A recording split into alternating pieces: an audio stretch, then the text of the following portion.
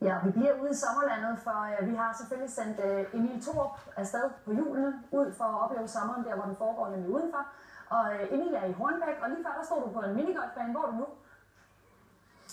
Men jeg har lige rykket en lille smule tættere på her. Jeg har fundet, man kan jo godt sige, Hornbæks ukronede dronning. Ja, det kan jo godt. Det er dig, Ilse Jacobsen. Du har jo blandet, det her kurbad, som ligger lige der. Hvis man kan se det, som lige blev åbnet. Ja. En masse butikker, og for dem, der ikke lige ved, hvad det er, så er det nok mest kendt for de gummistøvler der. Ja, det kan man også sige det.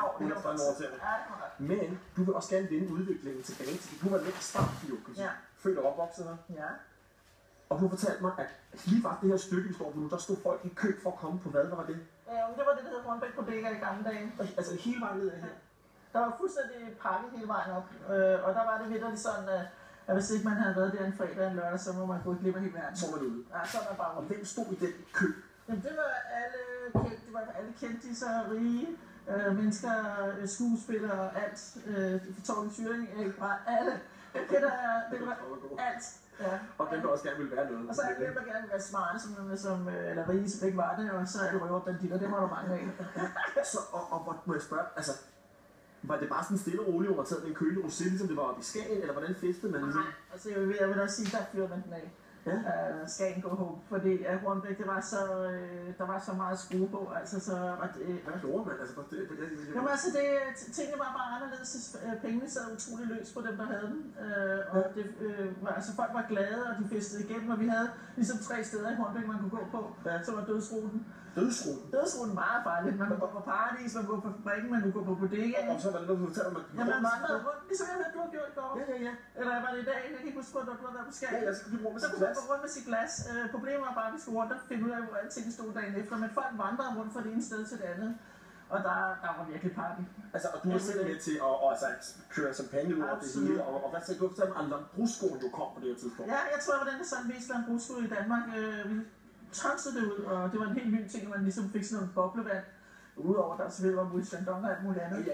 Men den kørte. Ja, det var smæk på. Det er ikke kun de rige fodbolddrenge nu, der har op på din dybe til landet. Vi havde bare styr på det. Det havde vi i hvert fald. Men så sker der jo noget, så i slutningen af 90'erne, så er det, nu er vi, prøv lige at kigge her live, prøv lige at se det der. Det er fedtet i hjørne, undskyld mig.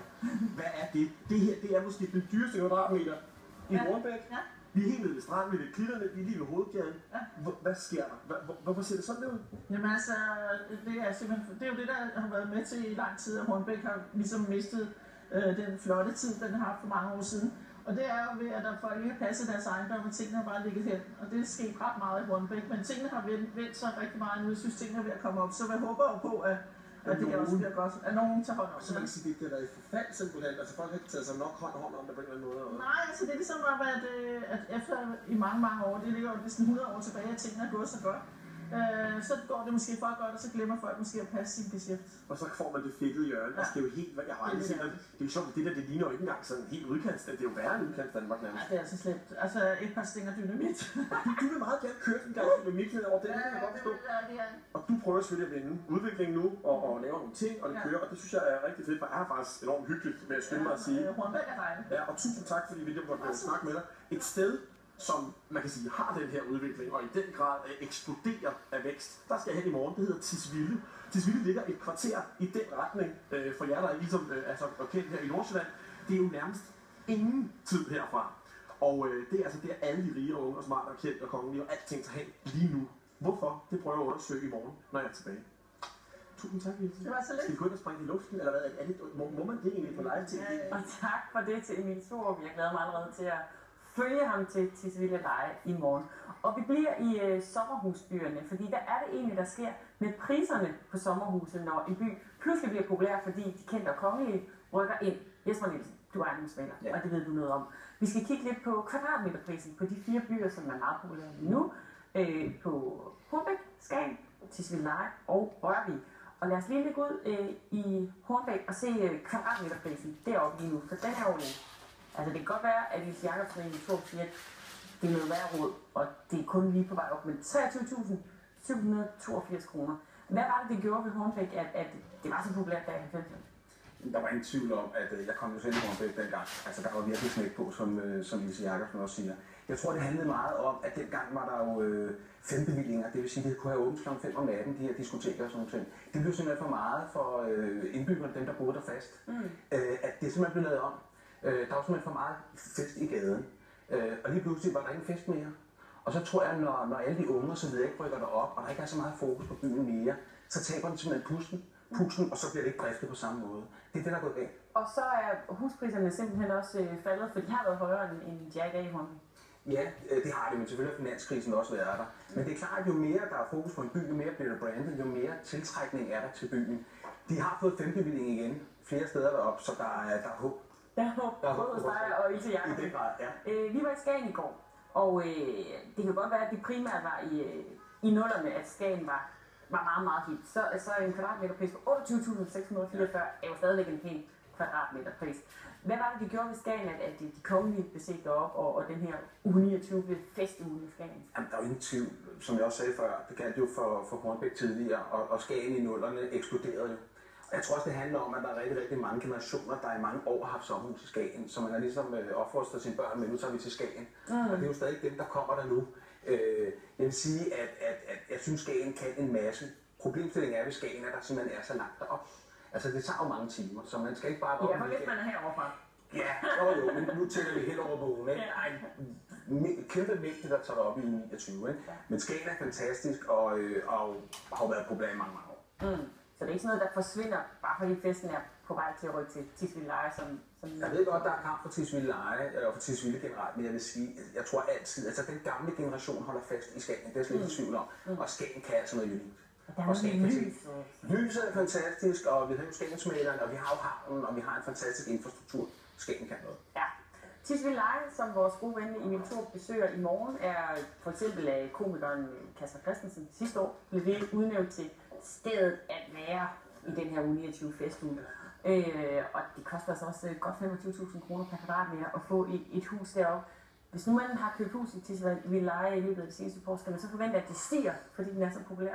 Jeg vil sige igen, der er jo sindssygt meget fokus, også på grund af Kasper Christensen, og når de funky og de trendsetterne trækker mod Tisvilde, så er der ingen tvivl om, at de får simpelthen så meget medieopmærksomhed osv., og så er det der, folk gerne vil være. Og så er det klart, når efterspørgselen stiger sådan et sted, fordi der kommer så mange derop til at udbuddet måske er det samme, så vil det naturligvis rykke noget på priserne. Men igen, det kan være om 2-3-4 år, så synes Kasper, at der er et andet sted i landet, der er fedt, og så kan det være, at de selvfølgelig forlader Tisvilde, og så er det en anden by, der er trendy igen. Ja. Men Tisvildeleje, kommer de lige frem til at overhælde Skagen, tror du, sådan i kvadratmeterprisen, eller hvad vil du sige? Der er et stykke op. Jeg vil så også sige, at nu taler vi selvfølgelig meget i forhold til kendis og hvem bor der og så videre, men jeg vil også sige, at det er jo det generelle marked omkring finanskrisen. Nu er vi kommet lidt på bagkant af finanskrisen, men det også gør, at folk får lidt råd til det andet hus igen, og tror lidt på det igen. Så jeg vil sige, at byen er eksploderet, priserne i Nordsjælland vil også bevæge sig op over det næste par år, det er ikke tvivl om. Så ingen tvivl om, at her vil det gå op. Jeg vil lige sige omkring Skagen, de har altså mistet 30-40% af deres værdi efter finanskrisen, så der er også plads til forbedring der. Okay. Vi bevæger os lige ud til by nummer 4 her, som er en meget populær sommerferieby, Rørvig. Altså, du kan få lidt mere for pengene deroppe, ikke? 21.111 kroner per kvadratmeter. Hvorfor er den ikke helt lige så højt op, som de andre byer, vi står og snakker om? Fordi jeg taler ikke så meget om Rørvig, som de andre byer. Nu har jeg altså ligget nede på havnen time efter time og pilket rejer. Nej, det var det ikke pilket, hvad hedder det, krabber eller ålkrabber eller hvad det hed. Ja. Og det her, det er så meget familievenligt et sted. Og det tror jeg stadig, det er. Det er ikke her, de unge og de trendy kommer og fester. Det er simpelthen familiernes sted. Der er heller ikke de her vilde diskoteker, der tiltrækker de unge mennesker. Så det er et sted, hvor der er ro, og der er hygge, og der er tryghed. Men hvem ved, det kan jo være, at det er et fremtidens sted, hvor Kasper Christensen kaster sine øjne. Ja, så kan det være, det er det. Du ved ikke, om han siger, at det er der, man skal have næste år, så farer eller noget. Det kan også være med andre, der kan blande sig i kampen. Ja, fordi på torsdag tager vi også til Rørvig, så vi i aftenshowet har været hele vejen rundt. Men hvis du så skal sige, hvor skal vi hen? I hvert fald den gode Hellerup, hvor man skal hen og feste, hvis man er helt trendy om 5 år.